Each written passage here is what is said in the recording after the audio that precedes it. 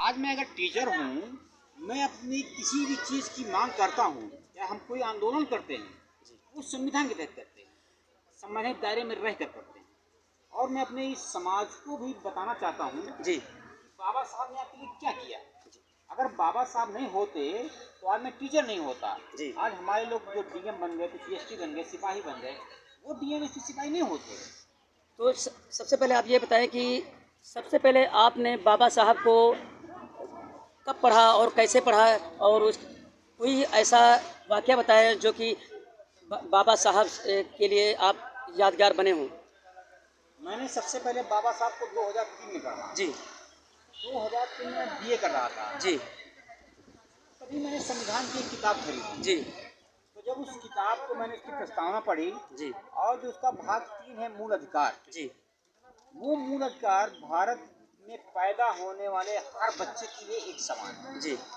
जब मैंने मूल अधिकारों को पढ़ा तब मुझे लगा कि नहीं, मैं भी एक इंसान हूँ। उसके पहले मुझे लगता नहीं था कि मैं इंसान हूँ। जी। लड़ाई तो लड़ता था जी। इंसान बनने की, जी। लेकिन रास्ता नहीं पता था। जी। मुझे लगता था कि मैं अछूत क्यों हूँ जी। और सामने वाला सछूत क्यों है। जी। मेरे जैसा वो भी इंसान है, जी। लेकिन वो सबके बराबर बैठ सकता है और मैं बैठ नहीं सकता।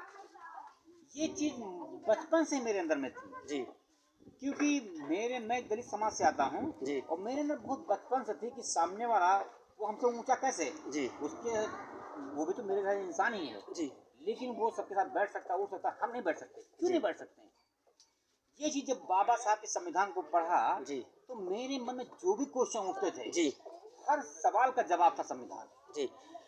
तो राजेश जी का कहने का मतलब है कि इनका ये मेन मकसद है कि उठना चाहे जो उसको ही बाहें मिले, उठना चाहे जो उसको ही बाहें मिले, और चलना चाहे जो उसको ही राहें मिले। तो राजेश जी यही सोच करके यहाँ पे प्रोग्राम करते हैं और बच्चों, महिलाओं और लोगों को जागरूक करने में अहम भूमिका निभाते हैं। हाँ, तो राजेश जी और कुछ बताएं कि इन बच्चों के लिए, आने वाले कल के भविष्य के लिए बच्चों के लिए कुछ ऐसा विचार बताएं ताकि बच्चे सीखें आपसे। अभी पिछले साल अक्टूबर नवंबर की बात है, जी।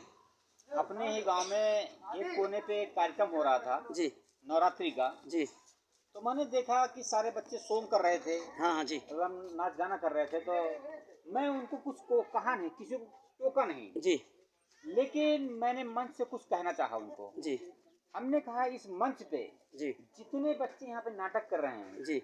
जितनी बच्चियां यहाँ पर हैं, जी। हमने कहा